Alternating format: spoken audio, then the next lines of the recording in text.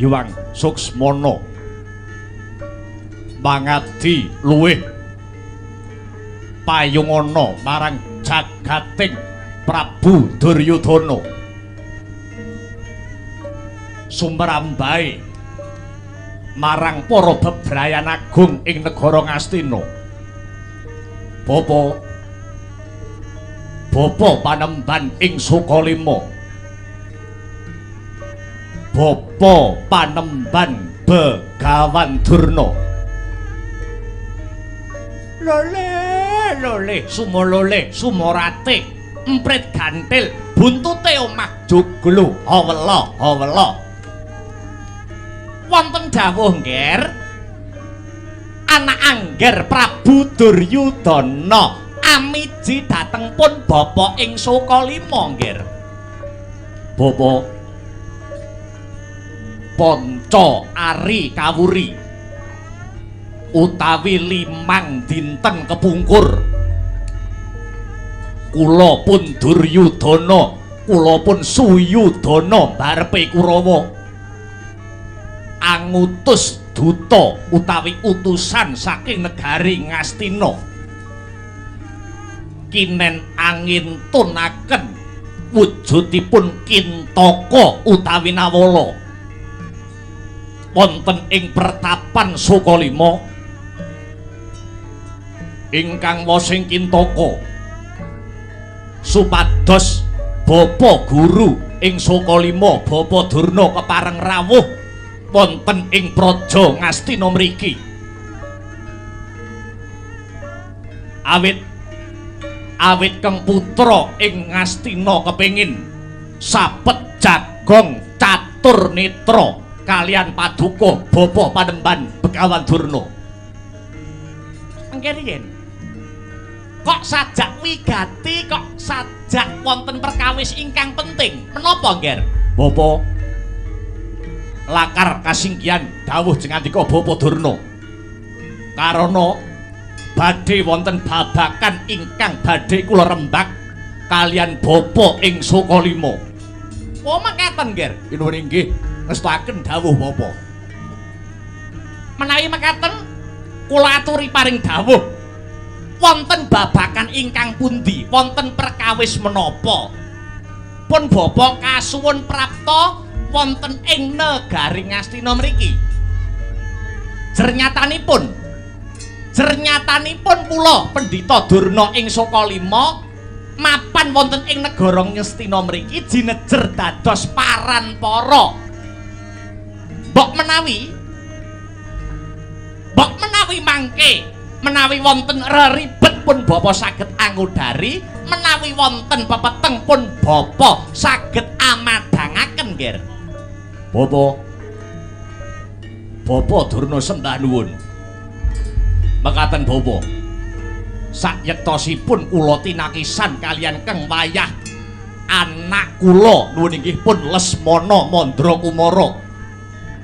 Awit Kang Wayah Lesmana Mandrakumara ing palenggan sakmangke nembe nandhang kunjana papa bapa.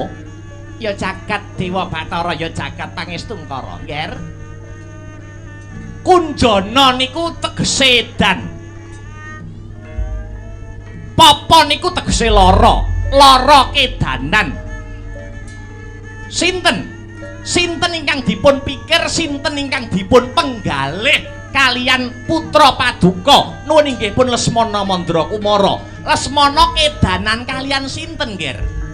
Bapa wonten dawuh rinten pantaraning dalu boten wonten ingkang tansah gumana musik wonten penggalipun pun Lesmana Mandrakumara kejawi putri utawi wanudya utawi wanita ingkang mijil saking pertapan Cemara Gading atmajanipun Begawan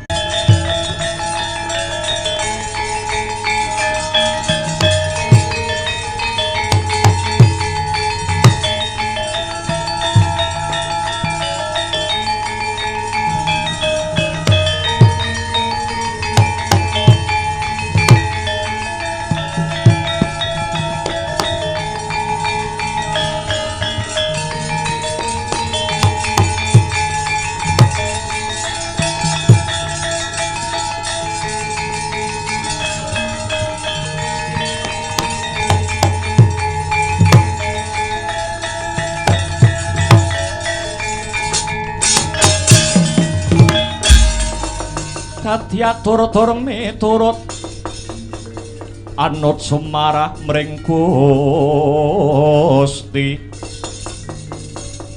dene sithik miwang utama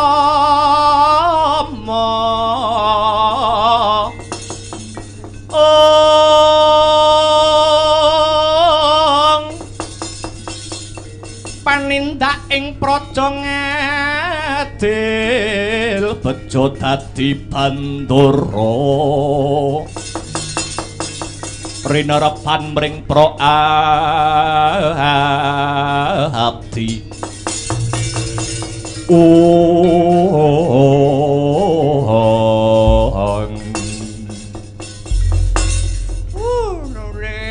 nule. Oh inggih, Nger.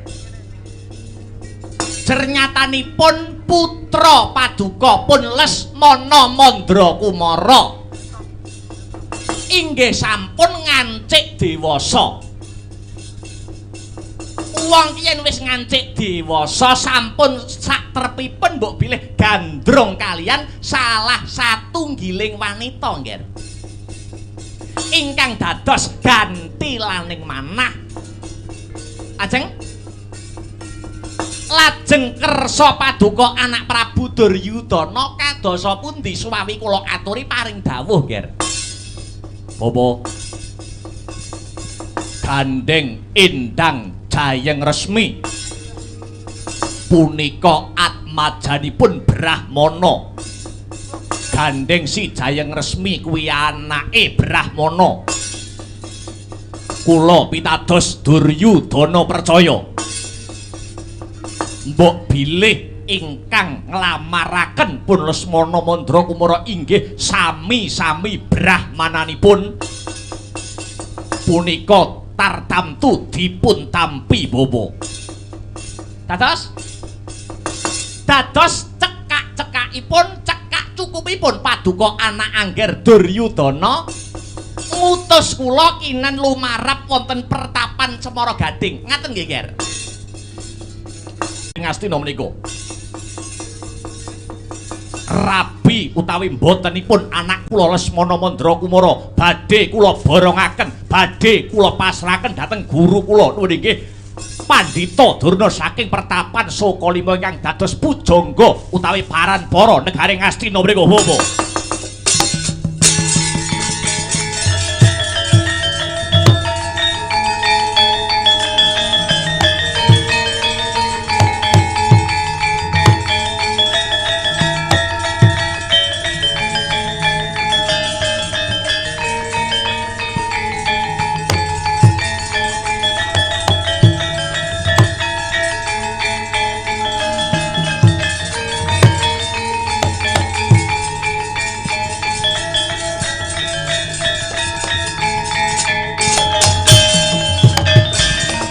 Pandhita Akarya wangsit pindha kumbang ajab ing tawang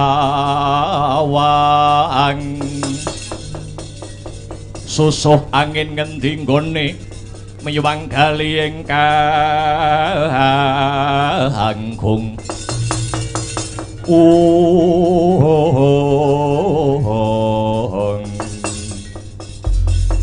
Wah inggih, Nger, inggih. Samendang tan karempit dawuh pangandika paduka anak Prabu Duryudana. Kula pun bapa ing Sokalima. Kula pun bapa ing Sokalima sumedya lumarap wonten ing pertapan Cemara Gading saperlu angebun-bun enjang hanjet Jawa sonten nglamaraken putra Ngastina pun Lesmana Mandra Kumara kalian Endang Jayeng Resmi kala wau, Nggih. Matur nuwun Bapak, matur nuwun. Kula sampun kengkenan patih Sengkuni kinen marintah para Kurawa supados ngombyongi tindak paduka Bapa Durna tumuju wonten ing pertapan Cemara Gading. Mekaten, Nger. Nuwun inggih lakar kados mekaten. Lajeng Lajeng Bapa Durna kepareng bidal wekdal menapa Bapa? Nger. Mboten ketang colok lintang sambung obor rambatan pundak. Kula badhe bidal dinten sak mangke. Anyarengi sunaring wulan purnama ingkang nedeng dadari. Mugi-mugi gegayuhanipun Kang Putra Lesmana Mandra Kumara anggenipun kepingin rabi utawi palakrama kalian Endang Jayeng Resmi saged kasembadan nger. Sembah kula ingkang humiring jengkar paduka Bapa Durna.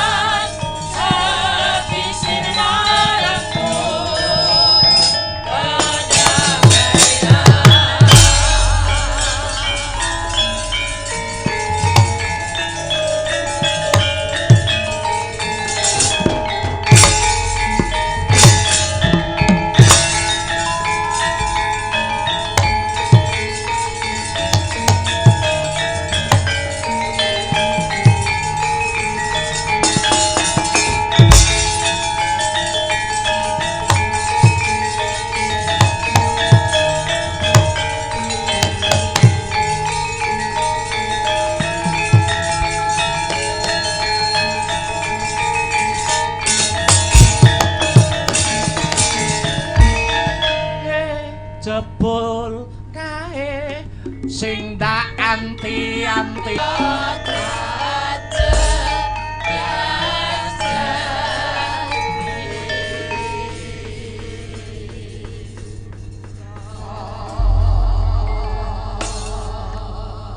kula mireng pekabaran nyuwun sewu mbok bilih paduka sinuwun utusan Pendhita Durna ing Sukalima supados anglamaraken Kang putrapun Lesmana Mandra Kumara nglamar putri saking pertapan Cemara Gading anake utawi atmajanipun Begawan Jayeng Sabda ingkang sesilih Endang Jayeng Resmi.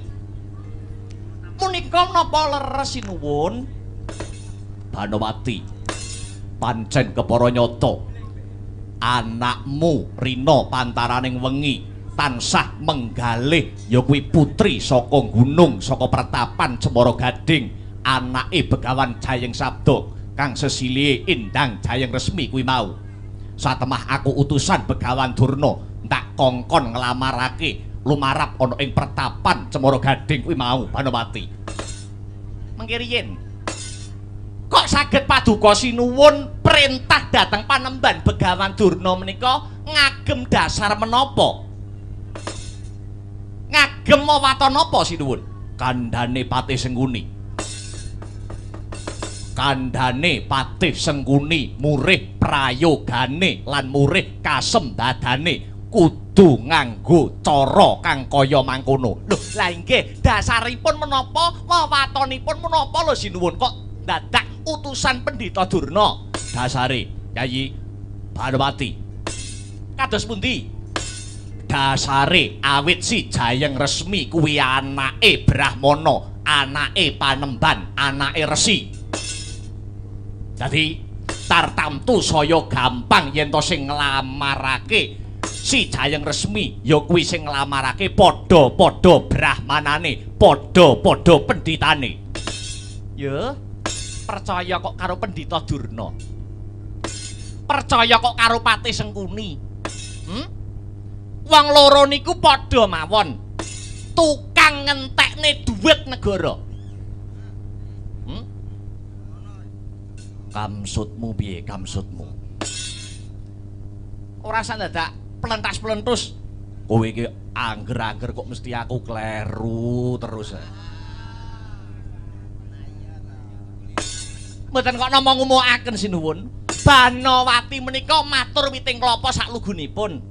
Menawi paduka paring kapitadosan, paring kapercayan, percaya wong nyuwun Sadurna, angka 2 Patih Sengkuni, angka 3 Kakang Prabu Ngangga Karna Basusena. Nek wong telu iki dikongkon kok nganti entuk gawe, ora ujar ora kaul. Banowati uda ngubengi alun-alun. Weh. Omonganmu rek medeni men ngono kuwi. Kantun gego kan percaya napa mboten? Adi. Wedi lamun kauningan.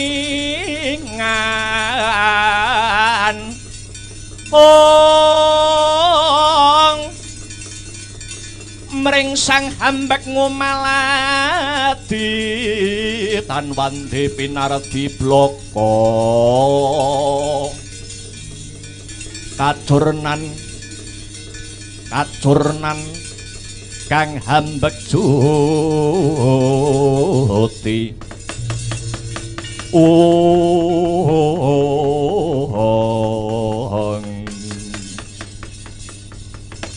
nyuwun sewu sinuwun. Paduka menika kekiranganipun babar pisan boten nyaruwe utawa gagasan sing kepriye. Lho, lire pasrah, jlentre pasrah kuwi piye?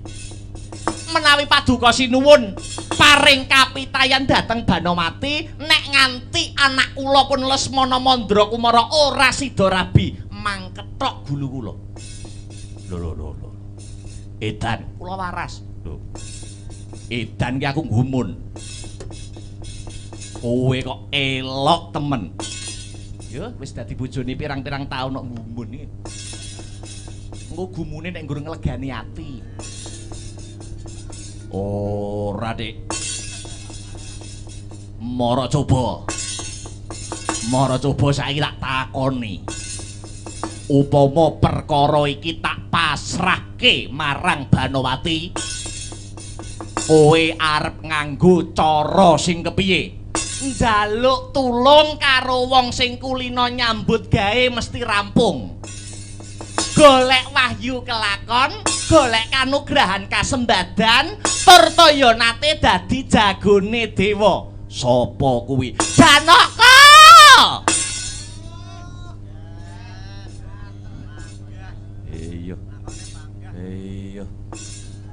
Iya. Lambimu nek diku ngomong Janaka kok pantes.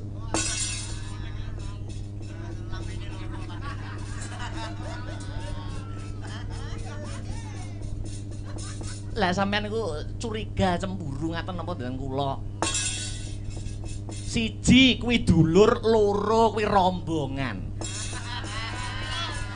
Apa ya nek tinone rombongan mangan rombongan? Ya sapa sing ngeruh? Sapa sing ngerti? Lah banjur karepmu saiki piye? Nggih sowan dhateng Madukara no, mara ning omahe Jangge 3 sasi niku. Nek mboten 3 sasi Lesmana gagal sing dicangka.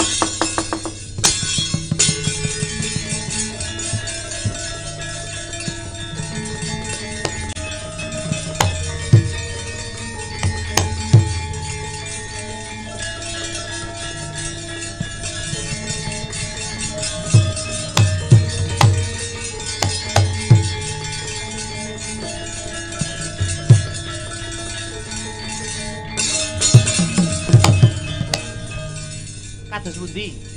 Jenengan pitaya dhateng kula, jenengan percaya karo bojone dhewe, percaya karo Banowati apa ora?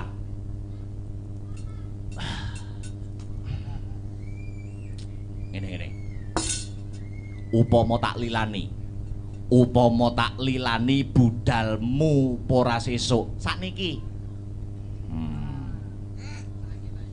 Kok sesuk-sesuk dadak ngenteni apa? Apa ora mudeng jaman saiki dalane gampang macet. Kok sesuk? Upama kowe rono sing ngeterne aku, Lesmana ora sida rabi ora apa-apa. Orane ngono to, orane ngono. Ngusik to, ngusik. Kowe iki ditutne bojo kok leh risih lho. Mbotene ngaten. Awang jenengan piyambak ki wonge ngantukan lho. Mengke ndak kula dadi juru gugah mawon. Pareng nyuwun pamit sinuwun. Kusik to, kusik. Sing kok sambati Janaka. Yen Janaka sing tumandang mesti kasembadan. Lesmana sida rabi karo Jayang Resmi. Yo. Yen ngono tak lilani. Pareng nyuwun pamit badhe dateng Madukara sinuwun ambung sik to. Yo. Kayak renek wektu ya. Kayak selak arep kiamat. Dadak ambung barang wis padha gerange. Pareng sinuwun aja wal kaprayitnan.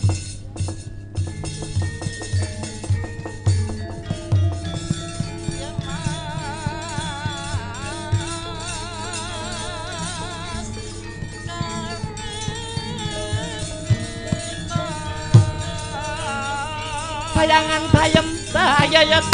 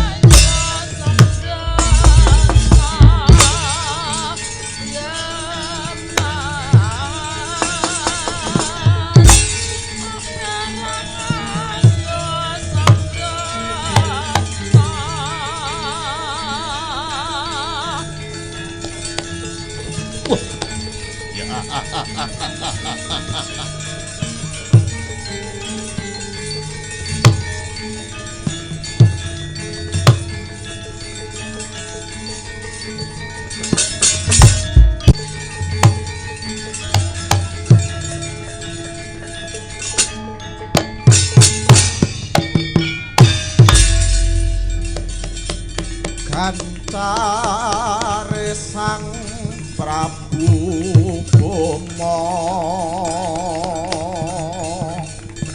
Lakya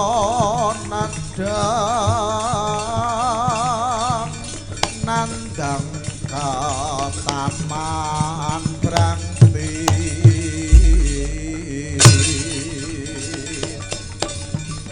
prasasat jalma kang nguyong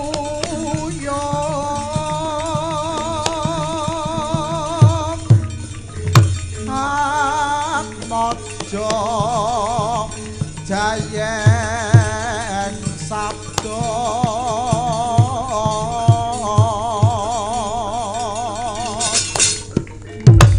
timbang buruk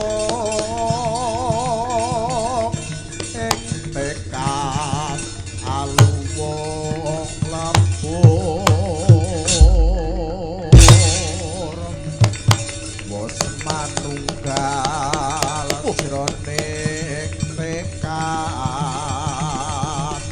hanggar wadyah Jayeng Resmi Jayeng Resmi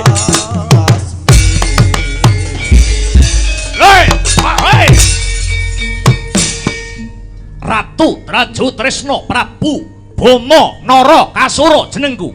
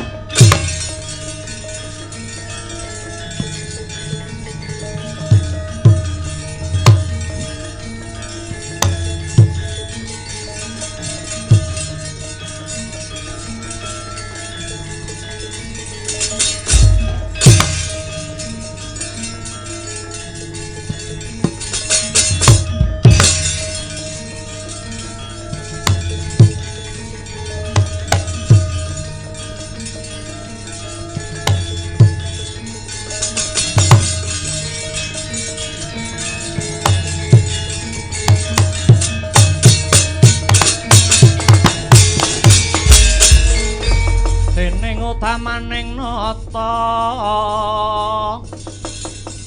berbuti ba walaksana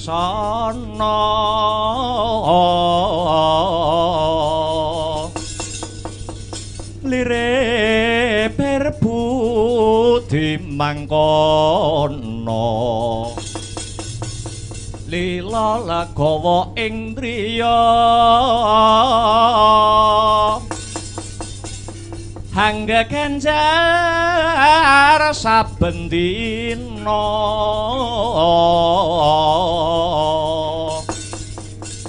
agung tenya paring dana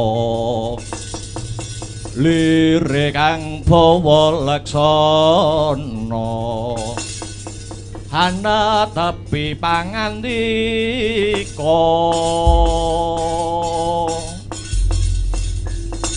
arca manik kang tinuding jagat Togok wonten tinimbalan ingkang adhawuh Ndara Buma Narakasura amiji sowanipun kang abdi pun Togok Teja Mantri. Apa dene kowe mbelung Sarawita? Dawuh juragan. Aku bakal takon karo kowe. Mara gage pitakon kuwi iki jawaben wangsulana sing jujur. Perkawis napa? Upama aku ndaramu Ratu Trajutresna Prabu Buma Narakasura ki rabi menehno kira-kira pantes ora kok? Dos pundi? Pripun dipun wangsuli nyuwun sewu. Upama aku Buma Narakasura wayuh ngono patut apa ora kok? Nyuwun sewu. Kula badhe nyuwun pirsa sinuwun. Babakan apa? Mangke riyin. Mongko paduka menika sinuwun Prabu Buma Narakasura sampun lenggah dampar kedaton wonten ing negari Trajutresna. Sinisian garwa Prameswari nenggih Kanjeng Ratu Agnyonawati. Kurangipun napa? Kurangipun menapa Gusti Ayu Agnyonawati ewadene paduka sinuwun badhe palakrama arepe rabi meneh. Nyuwun sewu. Kang abdi pun Togok Teja Mantri mboten sarujuk, kula mboten mathuk, Togok mboten gathuk. Ning kula niku tan kena botsih kudu ngerti sebabe niku napa riyen kok paduka sinuwun Buma kepengin palakrama malih. Yen pendapate mbelung piye? Pendapat napa, Bos? Nek aku rabi meneh ngono kira-kira mathuk ora? Masuk. Nggih, Bos. Sampeyan niku dadi ratu, dadi pimpinan kudu rabi meneh, fardhu ain wajib niku. Wong sugih kok, wong kondang kok. Mosok bojo nggur siji. Deni operator son men rabine ping kalih kok.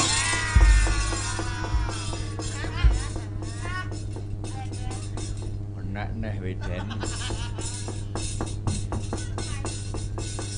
Kowe mathuk. Kula masuk. Mara gage Togok lan belung. Panjenengan ingsun duwe gegayuhan bakal rabi meneh, bakal palakrama meneh.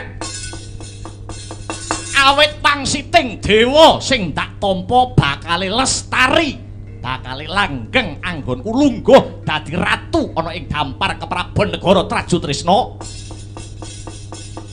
Bakal dadi negara sing ayem tentrem, gemah ripah loh jinawi kalamunta. Aku sembodo garwa wanita saka pertapan Cemara Gading. putrane putri Sang Begawan Jayeng Sabda kang wewangi Endang Jayeng Resmi.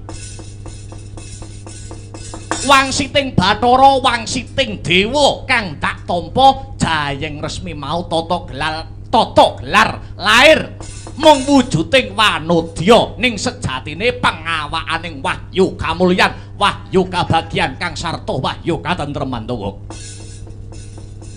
Lajeng Kersa Paduka menawi sampun sembada garwa Endang Jayeng Resmi, napa lajeng negara Traju Tresna menika badhe dadi negara sing mulya, dadi negara sing gemah ripah loh jinawi sinuwun. Kuwi sing dadi gegayuhanku kok. Kuwi sing dadi pengangkahe Prabu Boma. Nalendra utawa pimpinan utawa ratu kuwi mesti mikirake kawulane. Dina sakmengko negara Traju Tresna kang kena aradan, kena lelara pagebluk mayangkara wangsiting Bathara. Negara iki bisa waluya jati temah nirmala lamun to aku bisa mboyong Endang Jayeng Resmi putri Cemara Gading. Nah, matuk niku cocok. Negarane tentrem, negarane ayem, kedunungan sinten wau? Resmi. Yo. Nah, cocok, Bos. Engko nek kasembatan rabi meneh gek wayangan. Sing dipikir hiburan wae. Lajeng Kersa Paduka sinuwun Boma Narakasura sakmenika kadosa pundi? Paman. Paman Patih Pancatnyana, Paman. Kula wonten dawuh nggih sinuwun angger anak Prabu Boma Narakasura. Sowan dhewe ana ing pertapan Cemara Gading tumuli tak tembung Jayeng Resmi kudu dadi bojoku. Muga-muga Traju Tresna antuka kamulyan, antuka katentreman. Lajeng bidalipun wekdal menapa duh anak angger Prabu Boma. Besok ndadak ngenteni apa? Surak palapat dadi tengara budaling wadya. Enggal kirapna barisan negara Traju Tresna. Budal dina iki Paman Patih Pancatnyana dawuh dhateng sedika nggih.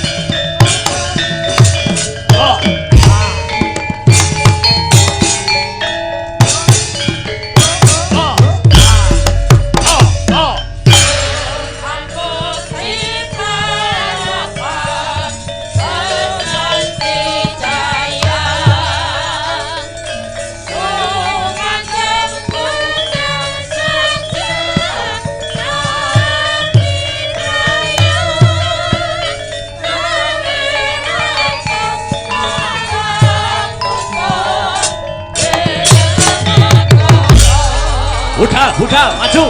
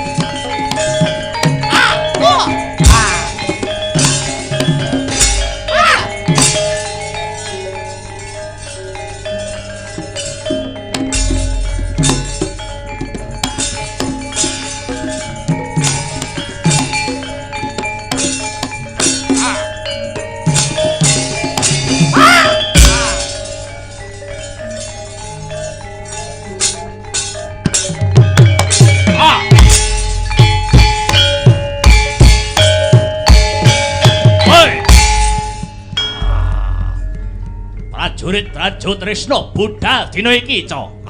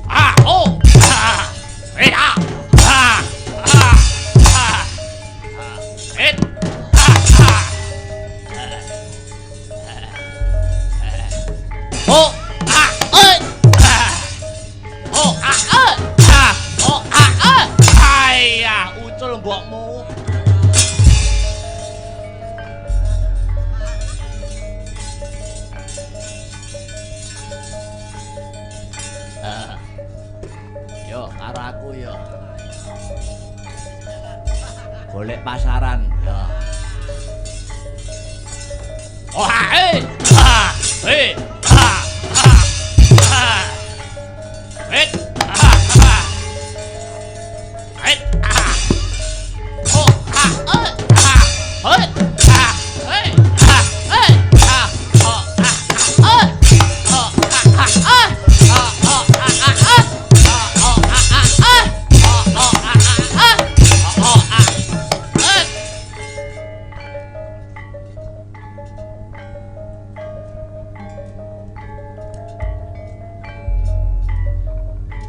Wah! Oh, hei! Ha!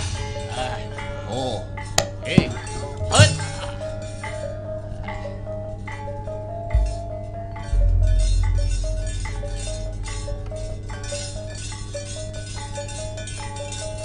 Oh, ha! Ha!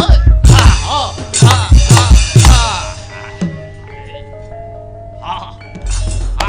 Wait, hey! Ha!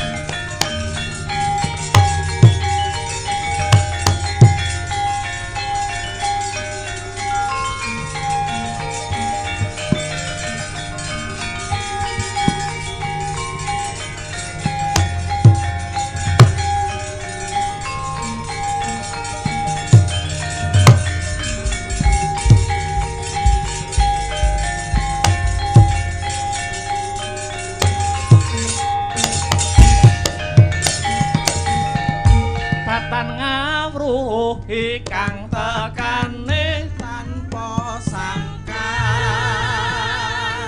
Sarisa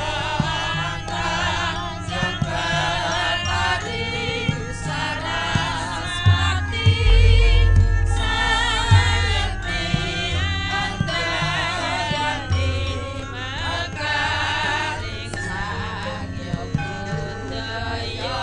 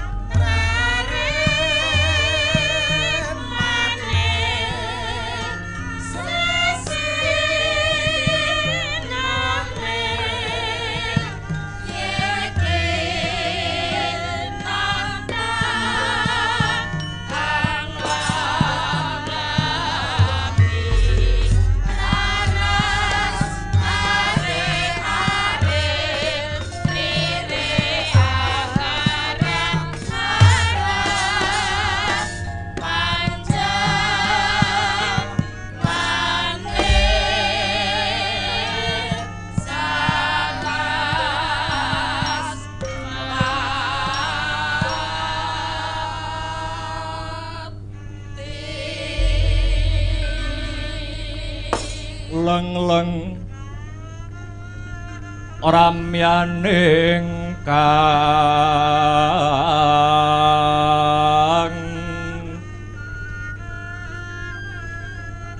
sasangka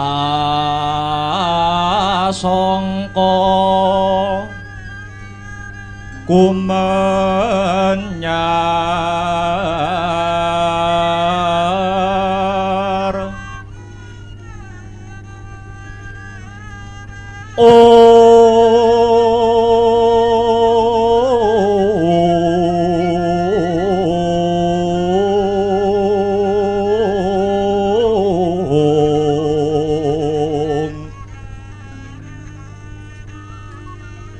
mangrengga ruming puri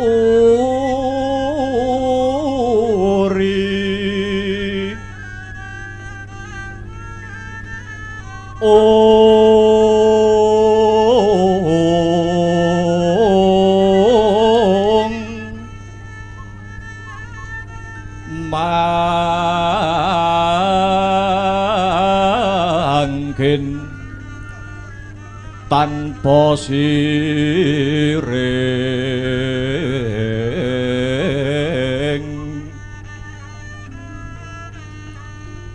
halap nikang omah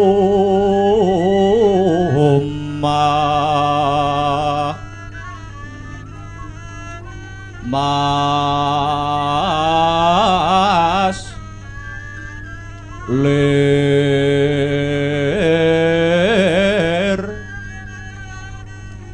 murubing langit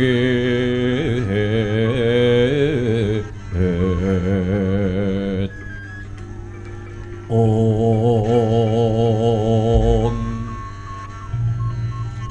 takyan sarwa manik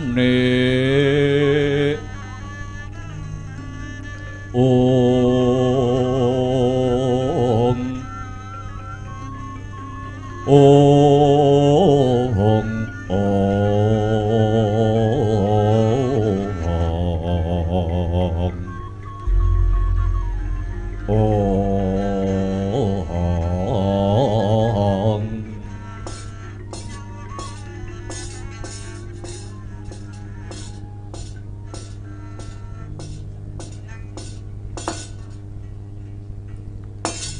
kang angka sepisan tan lirwa ngucapake rasa puja lan puji syukur kang jero ya kuwi marang purbaning Gusti kang maha welas kang sarta maha asih. Nduk anakku sing sulistya ing warna Jayeng Resmi ana dawuhmu apa bapa nimbali marang anakmu aku Jayeng Resmi. Musik to. Ket esuk mau kok lagi mulih surup-surup nganti tekan seprene janjane kowe iki kok ngendi wae to, Nduk? Dalem. Ket esuk mau kok yamene lagi balik kok ngendi wae kowe Jayeng Resmi? Bubar saka nggone kon kancaku kok bapa. Kanca apa kanca? Kanca oke. Nduk. Tak kandhani ya. Wong tuwa kaya aku, wong tuwa kaya pun bapa Jayeng Sabda. Duweni kewajiban tutur, uwur lan sembur kelawan jeneng sira Jayeng Resmi. Krana kowe kuwi anakku. Iya, Bapa. Pangandikamu tartamtu wae tak tindakake. Ya. Manungsa urip ana ing alam donya kuwi ora selawase. Ngibarate kaya wong mampir ngombe. Sepira to suwene wong ngombe? Isih suwe, isih langgeng nalikane awake dhewe besok tumeka pati ngadhep ana ing ngarsaning pangeran. Lah, mula wong urip aning jagat gumelar iki dimen slamet donyane nganti slamet akhirate kudu bisa nindakake sing jenenge bekti 5 perkara.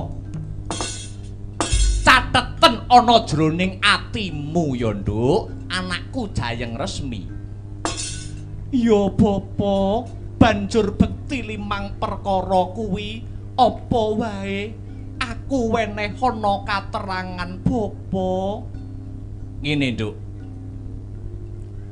Bekti 5 perkara kanggo srana donyane ya kecekel, akhirate ya kecekel.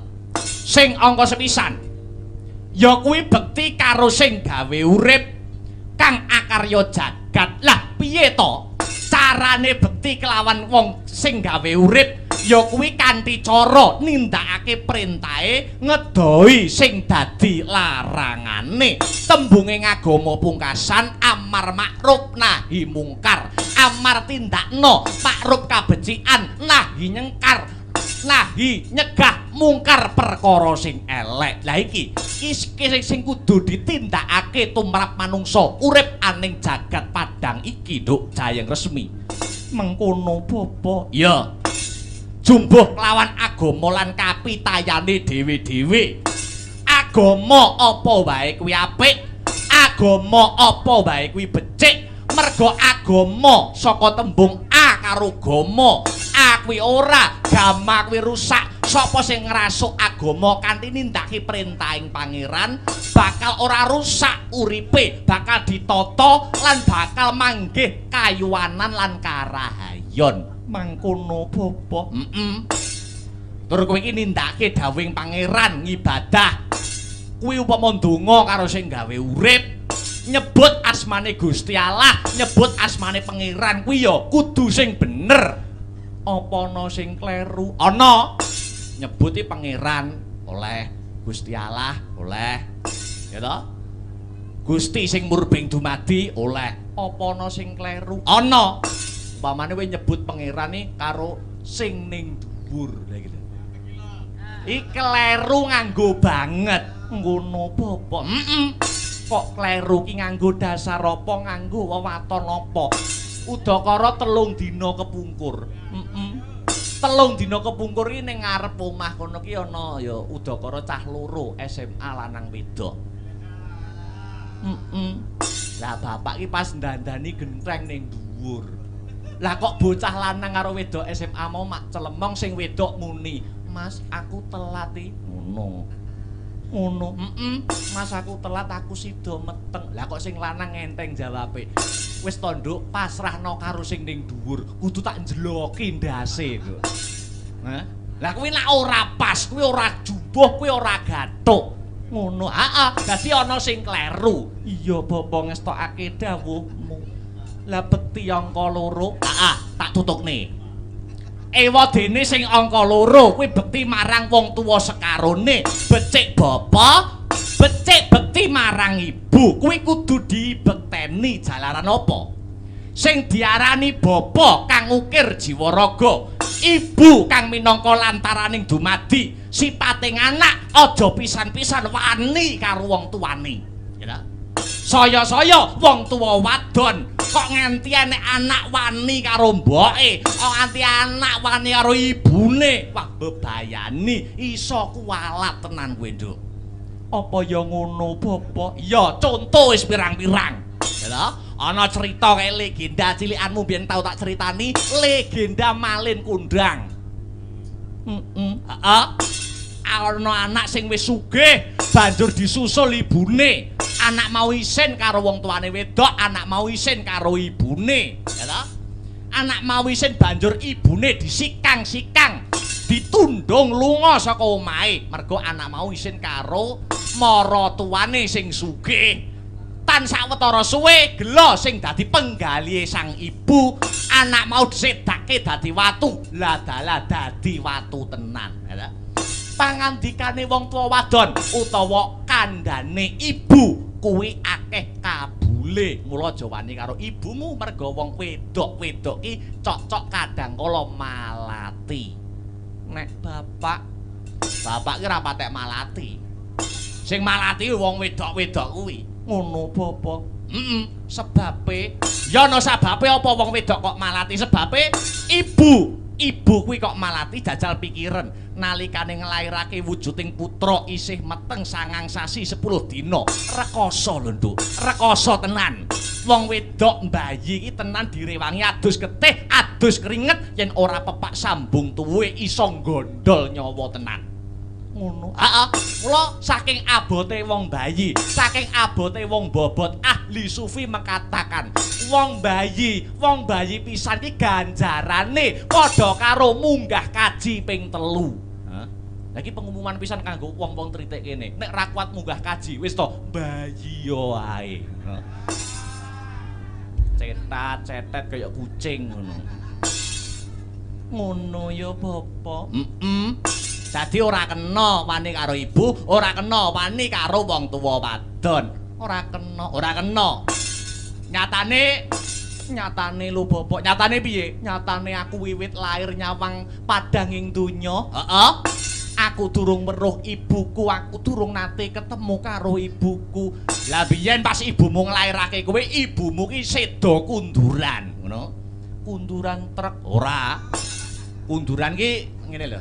Nalikane nglairke ki kakean getih sing ditokne ngono nalikane nglairke kakean getih sing ditokne dadi lan patine ngono kuwi cadangane swarga ngono Bapak lah sabanjure Nduk sabanjure kang angka 3 sing angka 3 bekti marang maratuwa ha maratuwa kuwi kudu dipekteni jalaran nek kowe besok wis rabi sing menehi dalan kenikmatan sing donya tanpa timbang kuwi wujude bojo ya kuwi ora ana liya kejaba mung maratuwa mula maratuwa kudu dipekteni tanpa beda kaya wong tuane dhewe ngestokake dawuhmu lah dungkap kang angka 4 bekti marang guru utawa dwija ya ta ngono heeh guru kudu dipekteni lah sebabe apa Dwija utawa guru kok kudu dihormati, kudu dipekteni.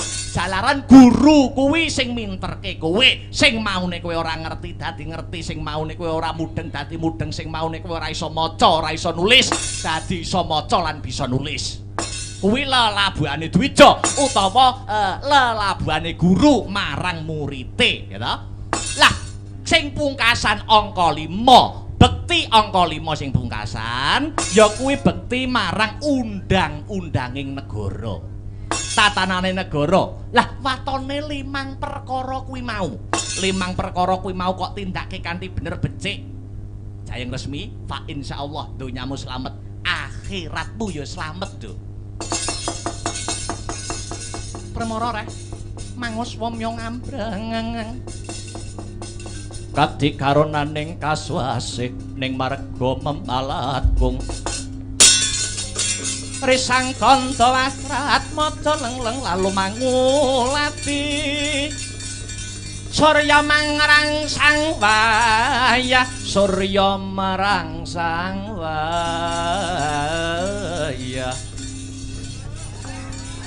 umyus amara wayah po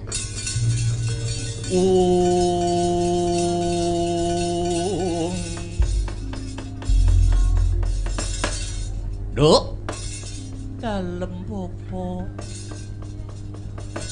nganti tekan ing ripalungguhan iki nganti tekan dina iki janjane umurmu pira to, Bu? Nek 26 ora ya wis enek. Wong wedok ki umure kok liwat ka 20 randang rabi engko ndak diarani ro tangga teparo prawan kasep apa rungono apa urung ana wong lanang sing mlebu ana atimu nganti tekan sak yaene urung ana apa piye kowe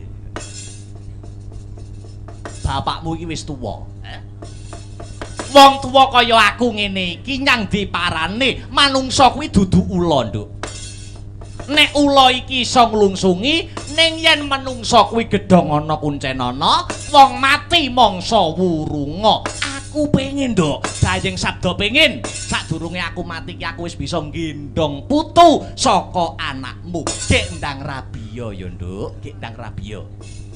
Bapak, Piye? jenengan ki nak nate nuturi aku to? 1 pesti, 2 jodoh, 3 wahyu, 4 derajat, pangkat, 5 donya. Kuwi ana panguwasane Gusti Kang Maha Kuwasa. Yen to pesti jodhone tartamtu wae, bakale anakmu iki bakale ketemu karo jodhone dhewe. Loh iya, ning usaha ngono lho. Manungsa iki ya kudu jumangkah, manungsa kuwi ya kudu kumrembyah. Ing pengangkah bisa kasembadan kang jinangka. Nek nggur meneng wae ning omah ra gelem kenalan karo wong lanang-lanang kapan nekmu entuk jodoh.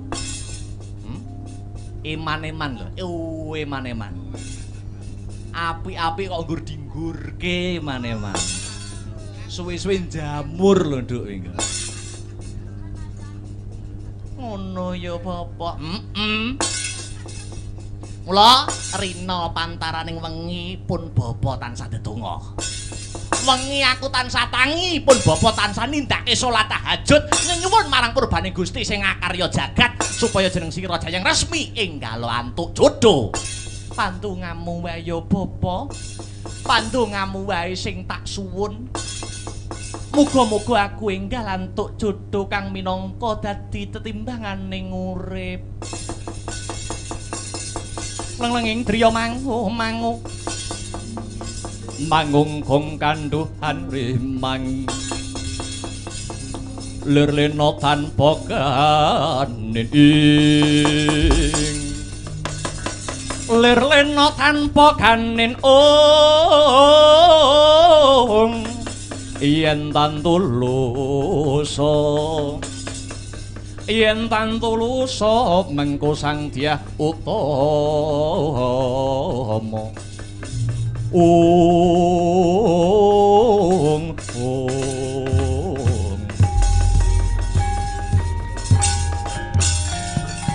lagi cawawan sabda ora kang sumewa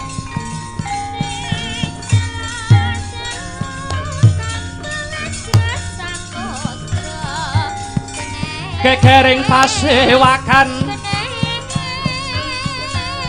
kata samyon naraka wonten dwi rata mata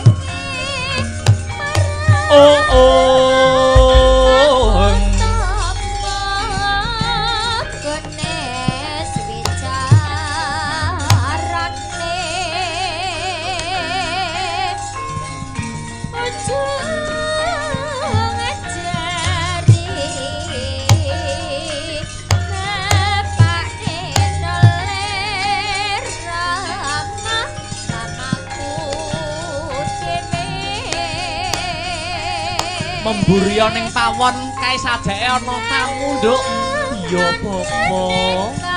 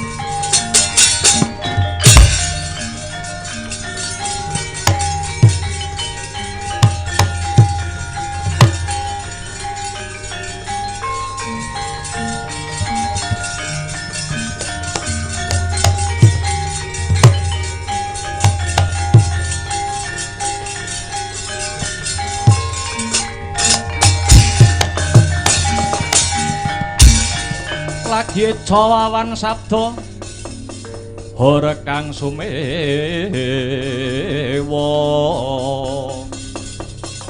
gegering pasewakan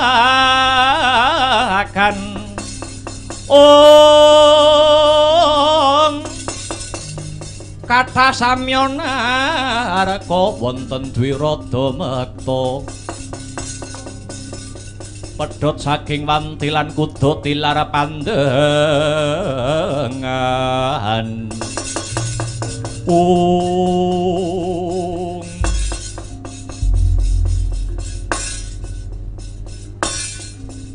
nyuwun sewu Raden mboten tokok nama kula angkuh pancena nggih nembe wanuh mila kula pitambuh baya sinten ingkang nembe rawuh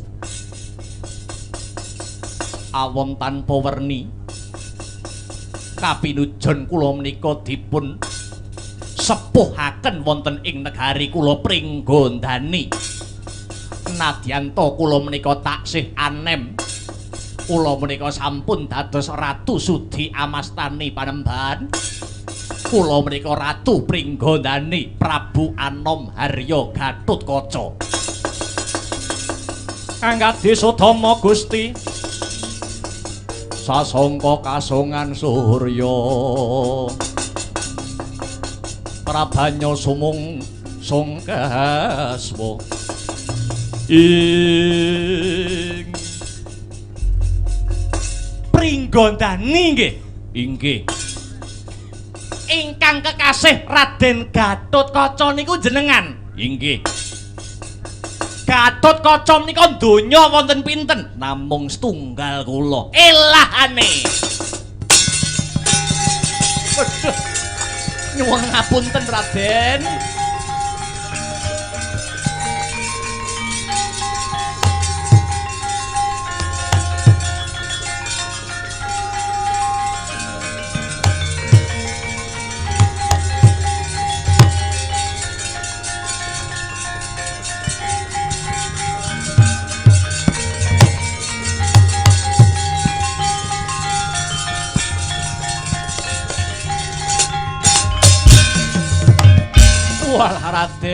Raden nyuwun agunging samudra pangaksami batin kula tida-tida ge iya ge ora ge iya ge ora tinemunipun jebul Ratu Pringgondani tinemunipun jebul paduka ingkang rawuh wonten ing sudung kula cemara gading ketengkan wong kraton ketekan cedhak rembesing madu cedhaking handana warih bocah cantrik kula wonten dawuh Panembahan musik to jenengmu ki jane sapa kula Surata oh ndonga ya ndonga marang purbaning Gusti sing Maha Kuwasa muga-muga anakku si Jayeng Resmi dilamar karo Gus Gatotkaca nggih Panembahan nek kula pun mboten rabi mboten masalah kula pun menikmati dadi duda ayo kula tak menikmati nggone kancane mawon iya mokal yen to tanpa gati rawuhipun wonten mriki wonten menapa Raden lho nggih ingkang setunggal sumerping gelaring pertapan Cemara Gading nggih namung ngaten niki kok Raden namung ngaten niki gelaring Cemara Gading niku namung ngaten niki rusuh sami mawon lajeng angka kalih nggih ngaturaken sungkem kunjuk kepada paduka mesti kula tampi kula tampi adamel mangka ing penggalih kula lajeng angka 3 ndonga terus ya cantrik ndonga terus nggih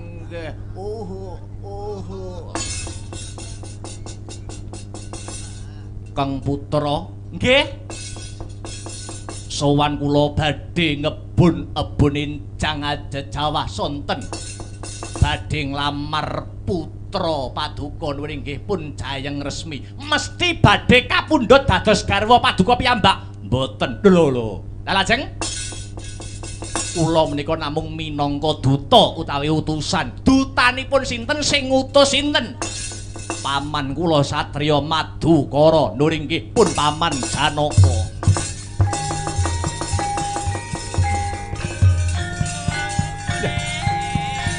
Dayon meh kae.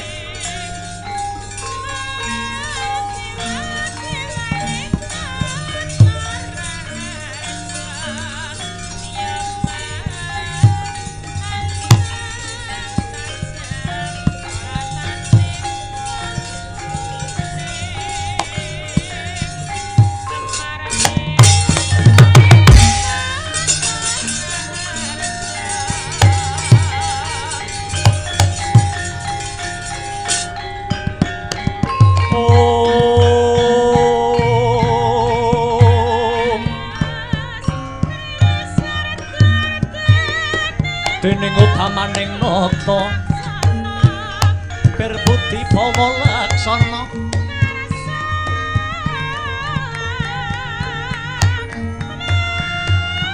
liribur budi mangkono angge ganjar saben dina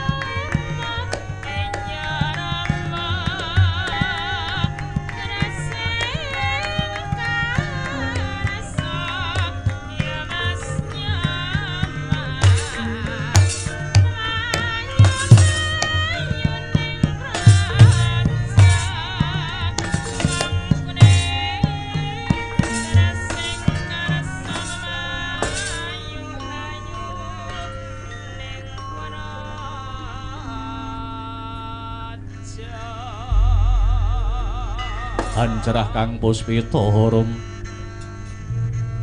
kasiliring samirana mrik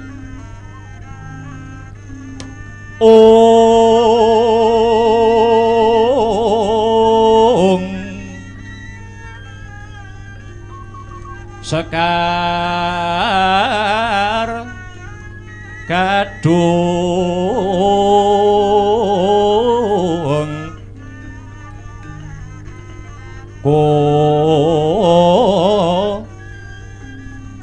ngas gandanyo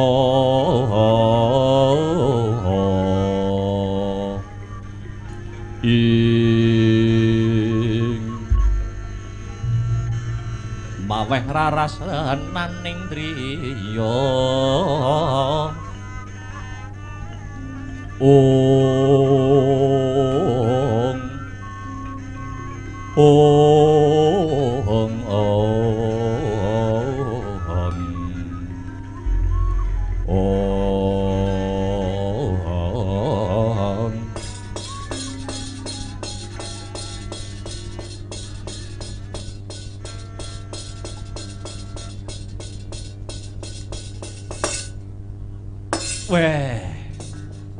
wis ana tamu neh.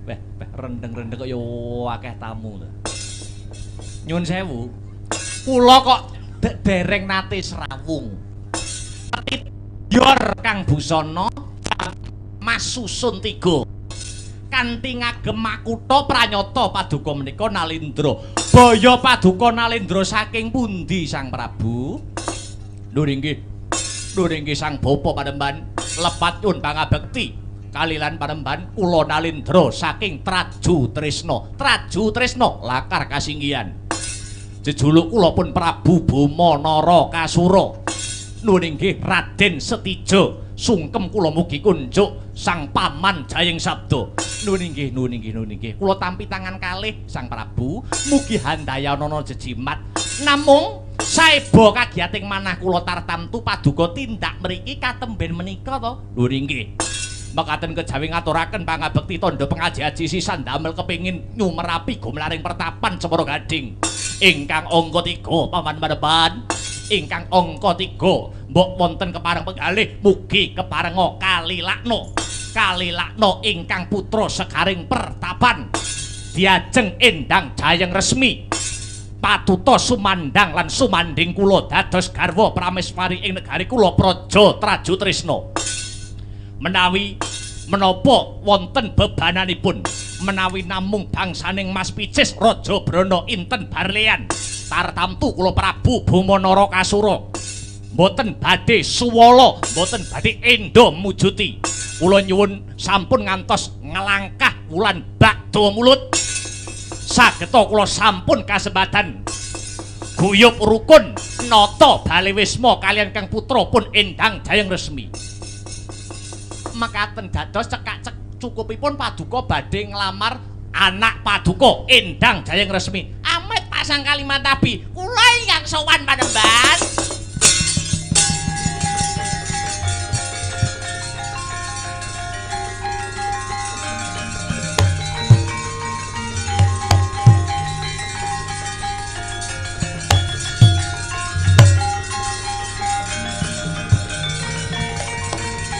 Gimbal manyar malu gimbal manyar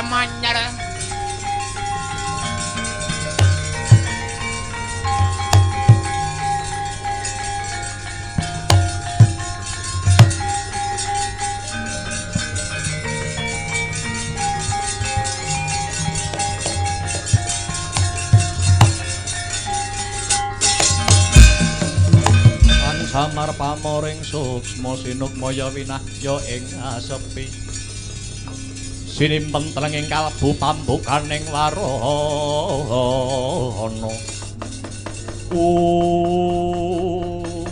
ditepungke wae ya Panembahan. Pandita kuncaring bawana jagat tanpa timbang ingkang peparab Begawan Durna Resi Kumbayana Sang Baratwaja Putra ya iki wonge. Inggih Panembahan inggih. Nyuwun sewu. Aku ora basa karo kowe, merga aku ngrumangsani padha-padha pendhitane yen ibarat sumur aku ki luwih jeru kedukane timbang kowe. Awune tuwek aku awune. Ngono nggih. Ki ngene. Pertapanmu Cemara Gading to iki? Nggih. Ki pengen mencorong ora?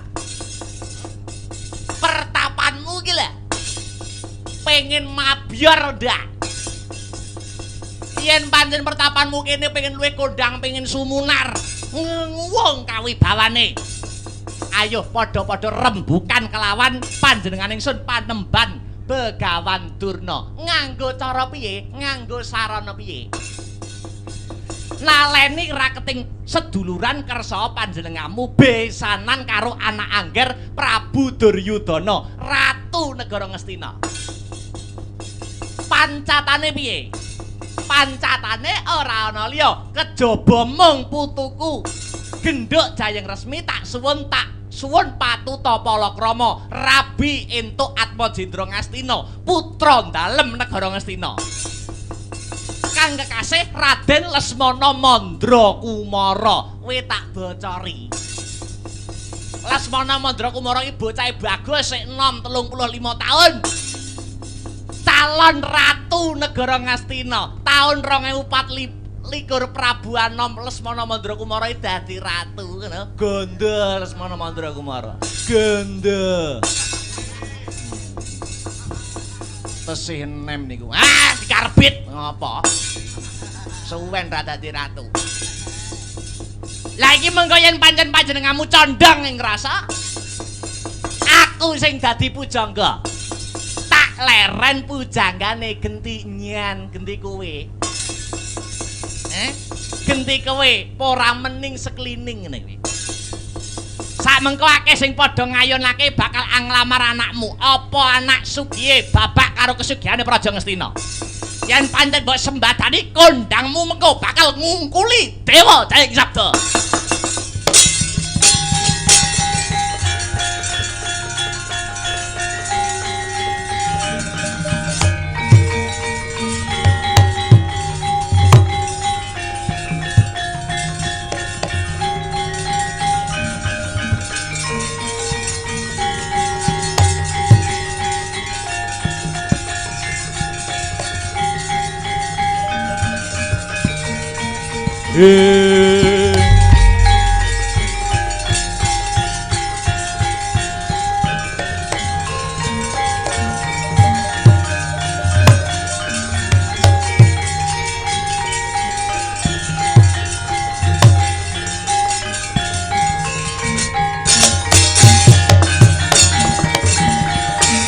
Manganjur lakuning angin kukur agraning arga guru gurnita kakiri-kiri.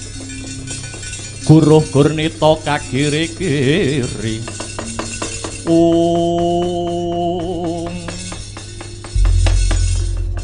Kula kok dereng nate tetepangan nggih. Paduka menika satriya saking pundi lan sinten kekasihipun? Ya, Panembahan. Diagung pangapurane ya, mergo aku kinodratake aku iki ora iso basa. Aku jane ya iso basa ning timbang kewalik-walik tembungku timbang wagu lehku ngecake. Luwung nganggo basa ngoko. Senadyan to ngoko ora ngurangi pengaji-ajiku marang panjenengamu Sang Panembahan. Nun inggih Raden boten dados menapa sami wilujeng sak rawuh paduka Raden wonten ing pertapan Cemara Gading niki. Lulus raharja tekaku Sang Panembahan. Sembah bektiku katur. Nun inggih sanget panarima kula. Kesatriyanipun pundi? Serayu.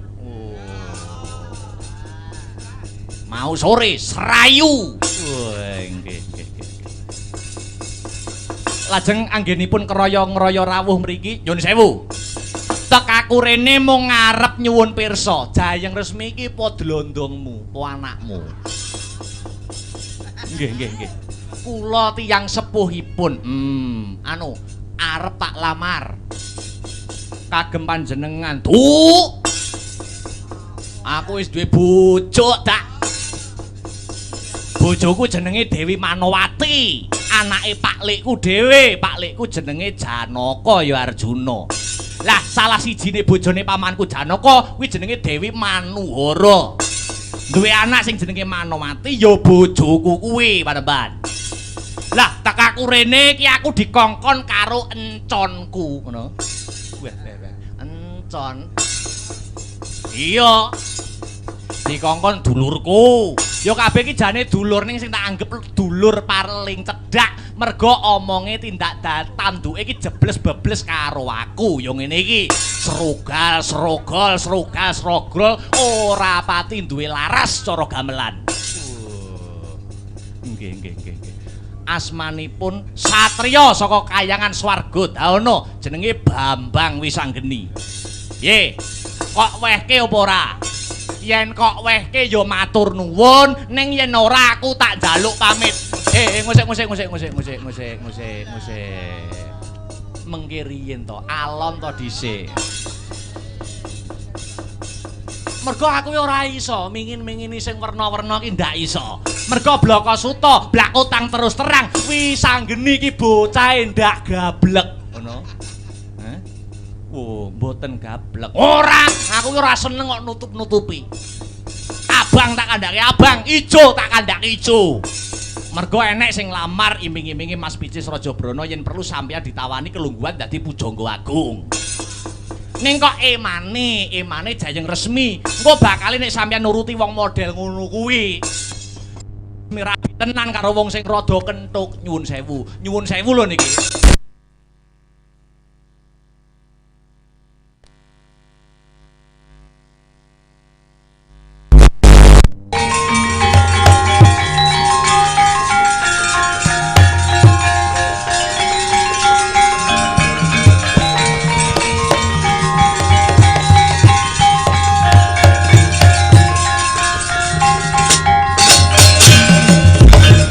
Ojo montap berkina tap tuko yayah sinipi Jojo bang mawingo-wingo wengis kupejot padoneng lati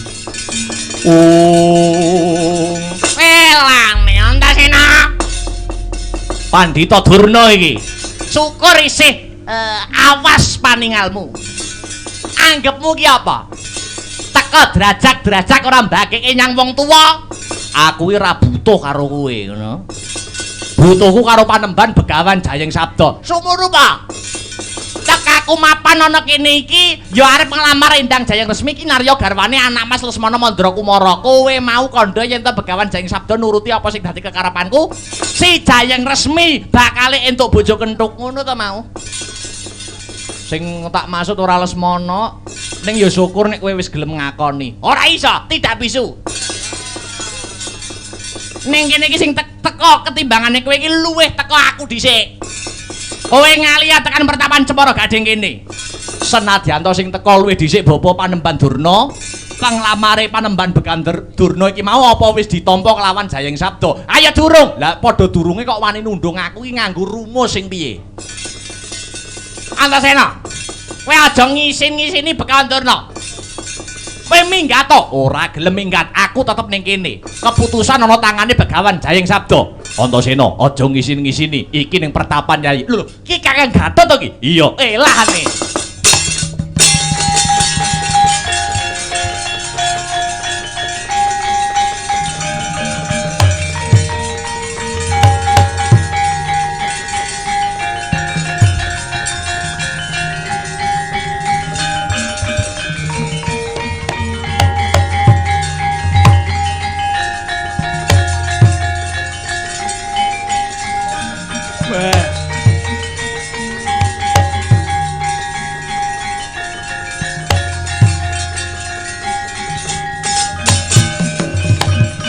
Wit mau piye, Kang? Piye? Wit mau sampean. Iya.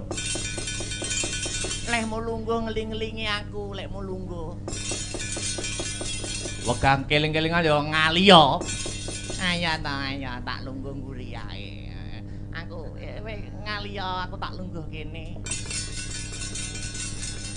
Iki kursimu nyar ya? Nggih, Panembahan.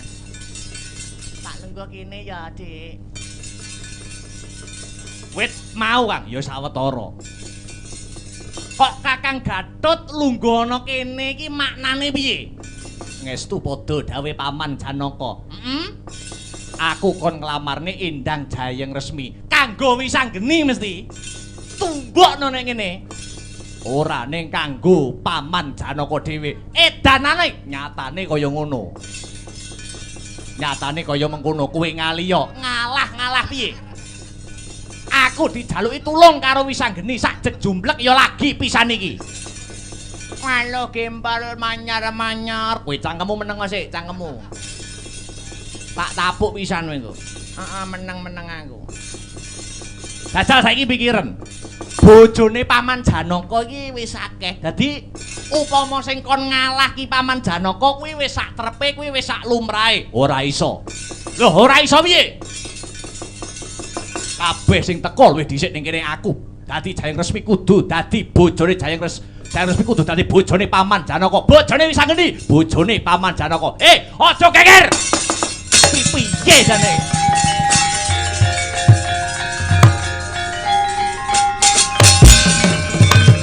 Dulur padha dalange geger. Wong tuane rong mati wis rebutan warisan. Aku wayange, aku gamelane, aku pengerase, aku omahe. Gajingan tenan.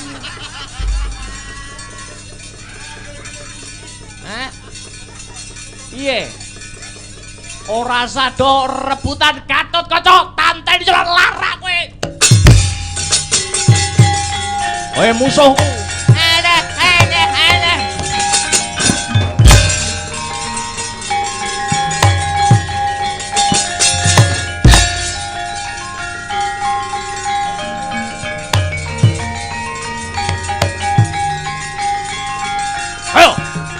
Oleh nggon jembar.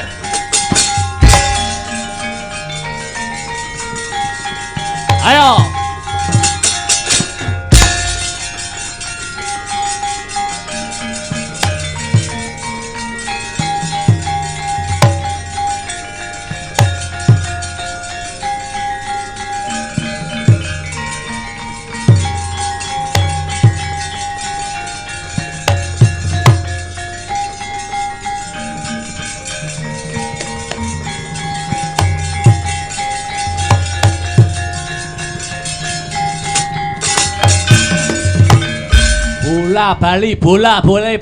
Bola bali Gatot Kaca. Mesti dadi pepalang gegayane Bama Narakasura. Lakon Kikis Tunggarana kowe ya dadi pepalangku. Nalikane lakon Wahyu Topeng Waja uga dapurmu ngalang-alangi Bama. Apa abamu? Lakon wis ngandharake sejarah, wis nulis.